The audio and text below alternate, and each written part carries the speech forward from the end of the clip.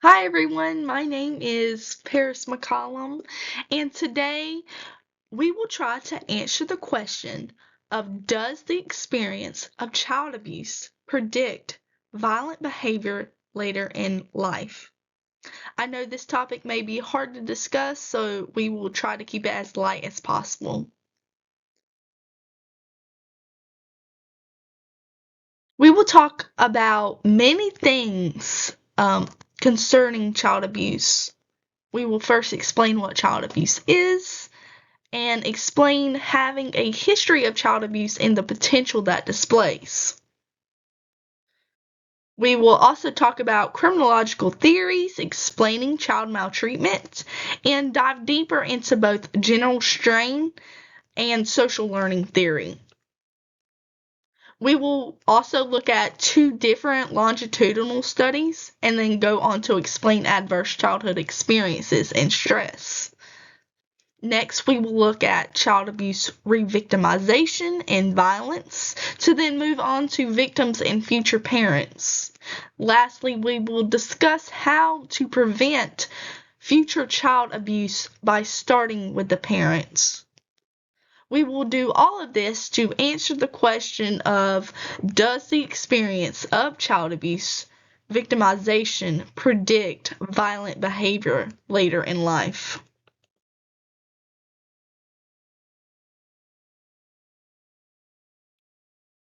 To understand this topic, we will discuss the basics. So let's dive in. What is child abuse? Well, child abuse can be broken into multiple categories. The first is physical child abuse, and that involves the direct harm to a child's body. Examples can include slapping, pushing, punching, kicking, burning, or restraining basic needs like food, water, or bathroom access. The second is emotional child abuse, which is explained by psychological harm that causes damage to confidence, emotional security, and the sense of being valued. Examples can include insults, constant criticism, harsh demands, threats, and yelling. Next, child sexual abuse can be explained when a child is sexually exploited.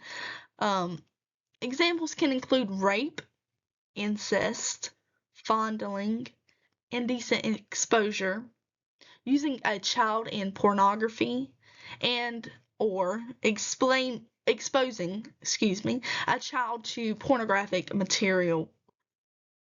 Medical child abuse is the medical neglect or intentional illness induction of a child.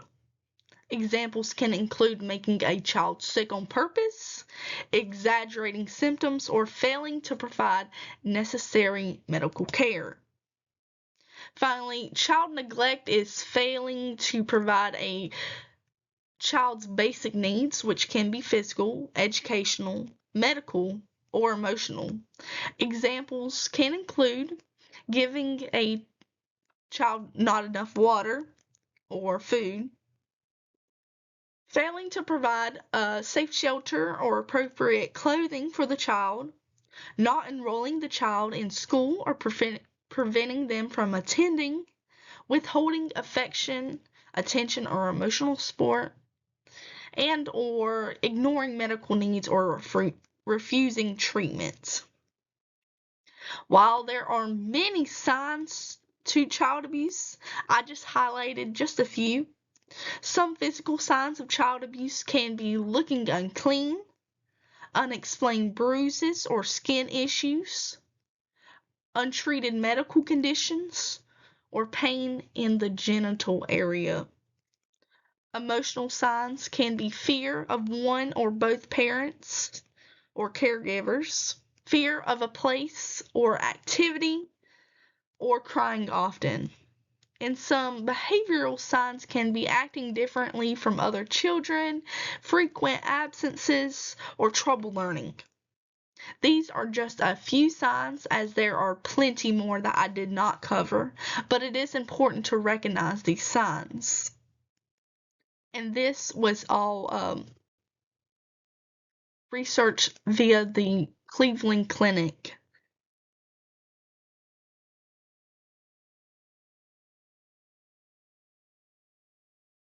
So, does child abuse history create abuse potential? Well, according to Milner et al., 1990, people with no abuse history and those with mild abuse history scored about the same, meaning that mild abuse doesn't look very different from those who weren't abused in terms of its impact of the relationship between the severity of childhood physical abuse received and child abuse potential. Inventory abuse scores.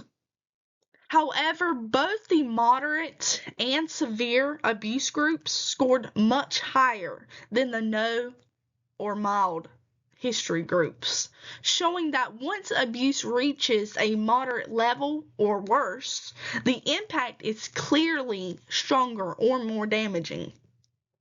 The research also shows that the scores for moderate and severe abuse were close to each other, suggesting that once abuse passes a certain threshold, the harm is already very high, and adding more severity doesn't change the scores much. The second entry analyzed the impact of the relationship between the severity of the childhood physical abuse observed and the CAP inventory abuse scores. While almost identical to the first entry, the moderate and severe groups were both clearly higher than the no and mild abuse groups, showing that observing abuse plus its effects is linked to higher abuse scores, while those who observe mild or no abuse at all have no meaningful implication of abuse scores. So, because the mild abuse scores were lower than the severe groups, it showed a step up pattern, meaning that the more severe the abuse history, the higher the scores.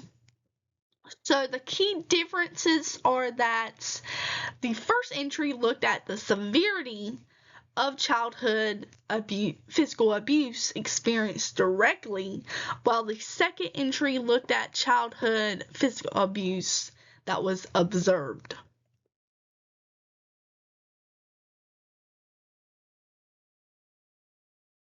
Now let's dive deeper and explain child abuse through criminological theories. The first we will discuss is string theory. String theory can be explained by society breaking rules or committing crimes when society pushes them to achieve big goals, but blocks their access to fair and legal ways to achieve them. The second theory to explain child abuse, specifically child sexual abuse, is radical feminist theory. This theory has contributed to the study of child sexual abuse among other forms of crime. This theory says that women are oppressed mainly because of patriarchy, and that true equality requires completely changing society and not just small reforms. So, how does this relate to child sexual abuse?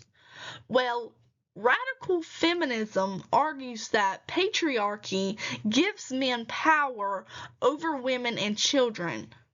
Child sexual abuse is seen as an extreme example of this power imbalance where adults, often men, exploit vulnerable children. Patriarchy often silences victims and protects abusers that sexualize women and children.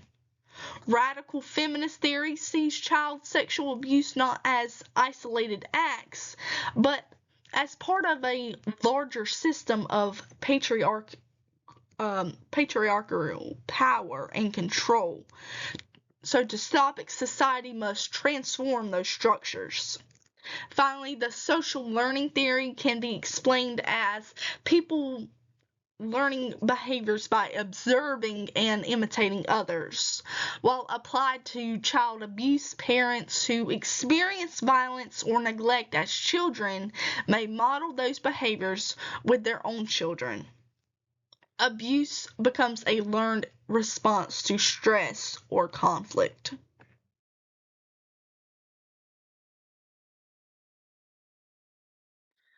So let's dive deeper into general strain theory. According to Bunch et al., people experience strain in three categories. 1. By losing something valued. 2. By being exposed to something unpleasant. And 3. Failing to achieve value goals, causing an individual to experience negative emotions. So, according to this text, strain theory is when people experience strain and lack coping mechanisms. They may resort to crime to relieve their negative emotions. So, what's the main point of this study? Well, the study supports general strain theory by showing that when people are victims of abuse or harm, it can lower their self-control. That drop in self-control partly explains why some victims later commit crimes. So, what exactly did they find? Well, they found that child abuse is highly associated with adolescent delinquency, meaning teens who were abused are more likely to get involved in activities like fights, stealing, or breaking rules. They are also found that child abuse is associated with lower self-control, meaning abuse makes it harder for young people to manage impulses or emotions. Moreover, they found that low self-control was also associated with higher levels of adolescent delinquency, meaning that teens with poor self-control are more likely to act out and engage in behaviors they aren't supposed to. Lastly, they found that part of the reason abuse leads to delinquency is because abuse lowers self-control. This indirect pathway was statistically significant. So what does this all mean? Well, child abuse increases delinquency both directly and indirectly. Directly, by abuse itself raising the risk of delinquency, and indirectly, by abuse lowering self-control, which then increases delinquency.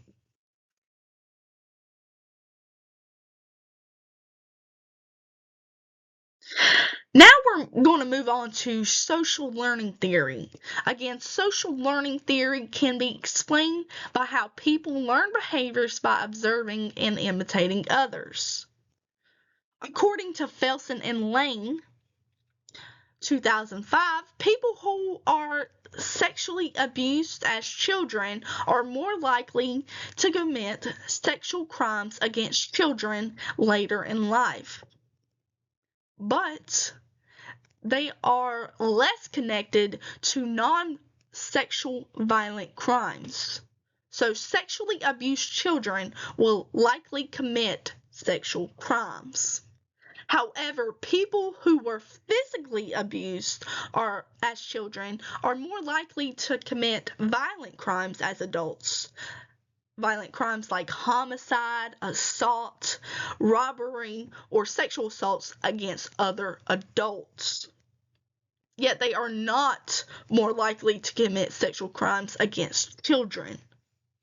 These results suggest that victims of sexual abuse are primarily modeling specific sexual behaviors, while victims of physical abuse are primarily modeling violent behavior.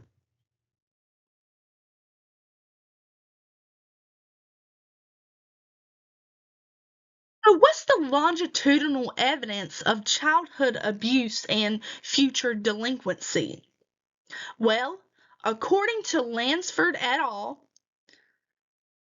Childhood abuse, physical abuse, predicts violent delinquency, being less likely to graduate from high school, being more likely to be fired from their job, getting pregnant or impregnating someone while unmarried, and or becoming a teen parent. While these are all risks of child physical abuse, it is more related to African American youth rather than European American youth. African American youth are more likely to experience other problems such as racism, residential instability, and living in a violent neighborhood. These extra challenges can make abused youth more likely to commit violent or depressed. They're likely to become more violent, depressed, or struggle in other ways because they often do not have enough resources or help to deal with this abuse.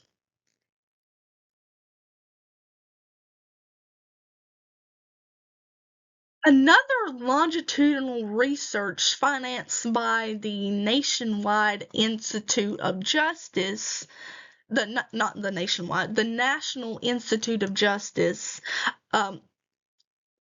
one of the longest nationwide studies looking into long-term effects of child abuse and neglect. This study began in the 1970s and followed 450 children from preschool to adulthood. Researchers discovered that child abuse increased the risk of adult crime by promoting antisocial behavior during childhood and adolescence, followed by the formation of relationships with antisocial romantic partners and peers as adults. So, what did they find? They found that adults who were abused as children are more likely to commit crimes if they spend time with antisocial peers. This is true for both men and women. They also found that for men, being in a caring, loving, romantic relationship reduces criminal behavior. However, for women, it does not show the same results. Yet criminal involvement does increase for both men and women when having an antisocial romantic partner. Furthermore, women abused as children tend to struggle inwardly with things like depression, anxiety, and withdrawal, while men tend to show an outward problem like aggression, hostility, and delinquency. However, both raise the risk of adult criminal behavior. There's also a cycle of violence which is explained by how childhood abuse victims are more likely to commit violence against peers later in life, as adults with a history are more likely to commit sexual or physical violence against their partners compared to those without histories. So in short, peers and partners strongly influence adult outcomes. Men benefit from caring relationships, women less so. Abuse tends to lead to different problems for men, outward, and women, inward, but both increase crime risk. Childhood abuse often continues as adult violence, especially in intimate relationships.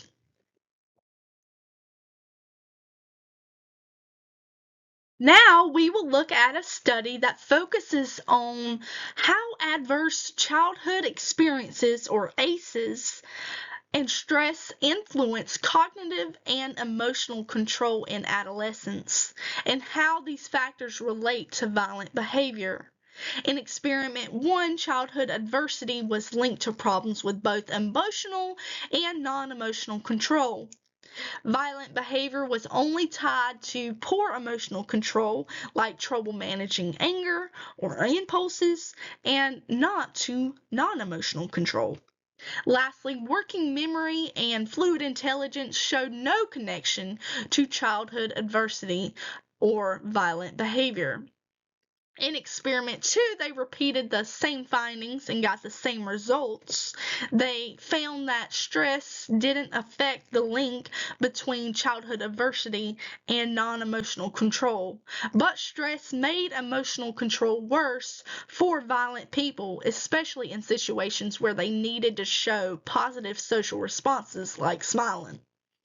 They also found that problems with emotional regulation, or the emotional Stroop task, strongly predicted violent behavior, yet problems with non-emotional control, or the cognitive Stroop task, did not predict violence. So in conclusion, this study finds that for teens with childhood trauma, poor emotional control under stress is what drives violent behavior. And this study was done by Kadimumbi et al. 2023.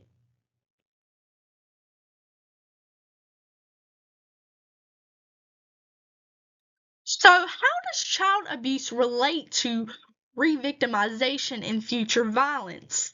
Well, child abuse strongly predicts later victimization and violence, as maltreated children were 2.3 times more likely to be victimized in adolescence compared to those who were not abused.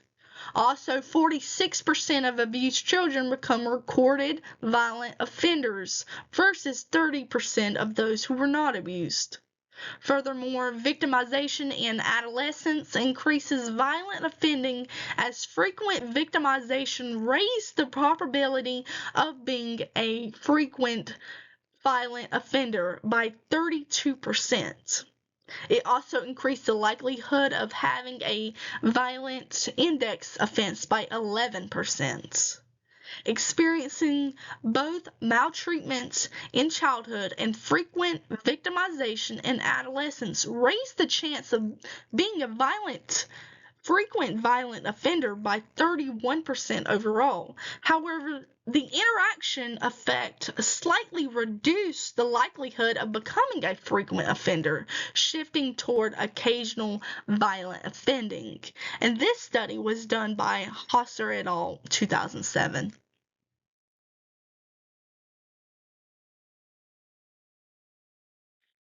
So, what does parenthood look like for victims of child abuse? Well, families with newborns where at least one of the parents were physically or sexually abused as a child, AP, were significantly more likely to abuse their own child within the first 13 months of life. Approximately 1 in 15, whereas families with no abuse was 1 in 234. So 1 in 15 families will likely abuse their child in the first 13 months of life. AP families also had higher rates of 10 out of 13 risk factors, showing that childhood abuse often leads to a high risk profile in adulthood, which means a set of personal or family characteristics makes someone more likely to experience or repeat harmful outcomes. This high profile risk indicates risk factors. Furthermore, AP families were 4 times more likely to abuse their children, but with risk factors present, the odds jumped up to 17 more times likely.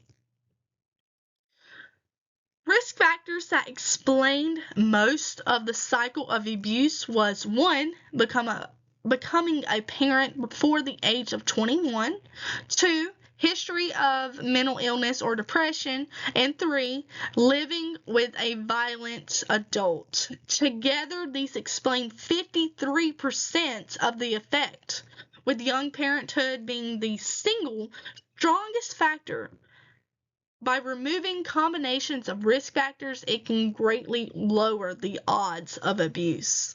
So in conclusion, childhood abuse raises the risk of becoming an abusive parent, especially when combined with young parenthood, mental illness, or violent partners. Addressing these risks can break the cycle of violence.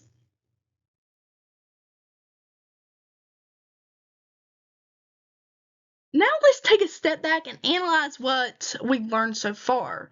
We've learned that a direct abuse has a threshold effect, as once abuse reaches moderate severity, risk for later violence is already very high, and further severity doesn't add much. However, abuse observed shows a step-up effect, as the more severe the abuse witnessed, the higher the risk. This suggests that personal trauma saturates risk quickly, while observational trauma accumulates progressively.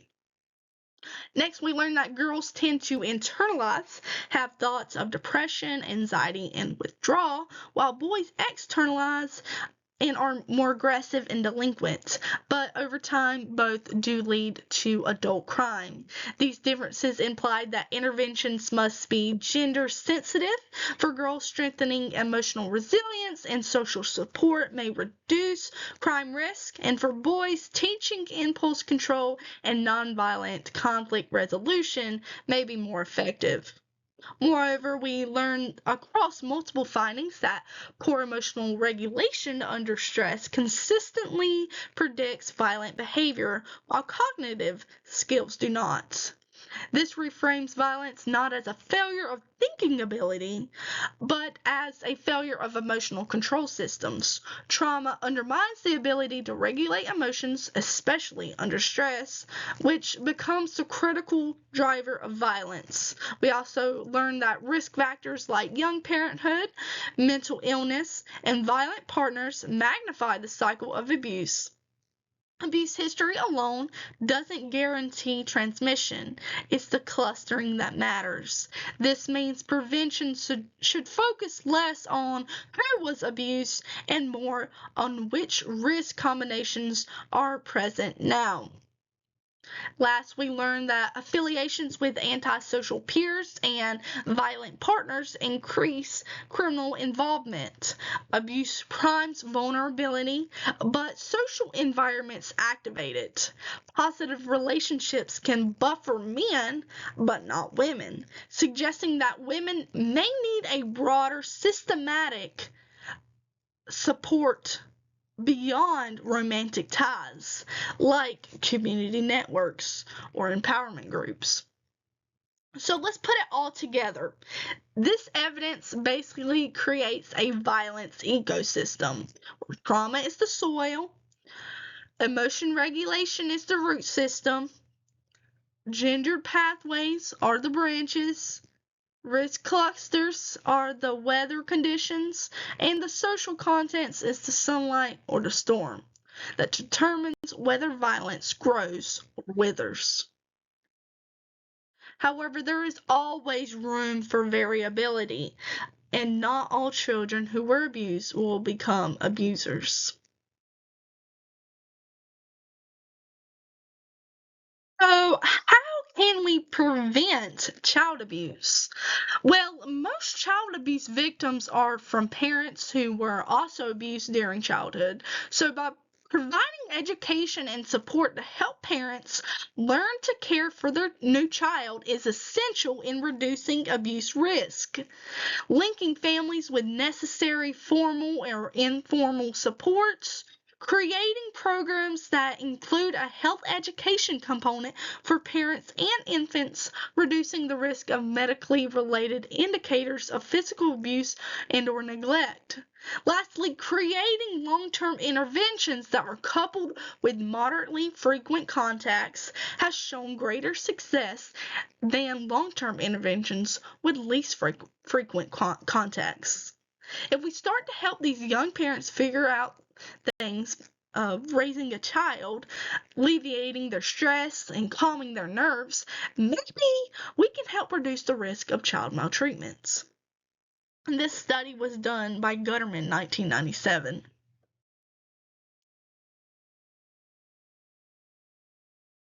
So, in conclusion, we looked at a lot of things. We explained what child abuse is, explained having a history of child abuse and the potential threat that is that displays.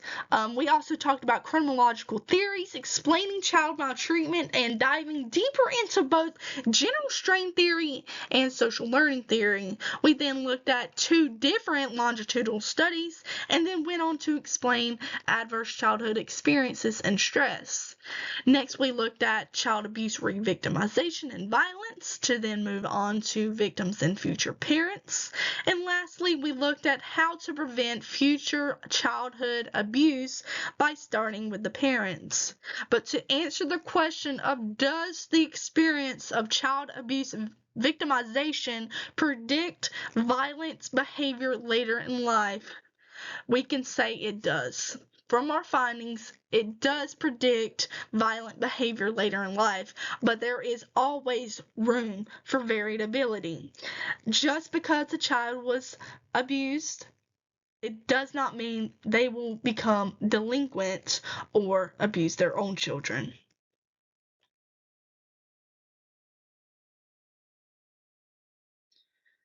So, here are my references. And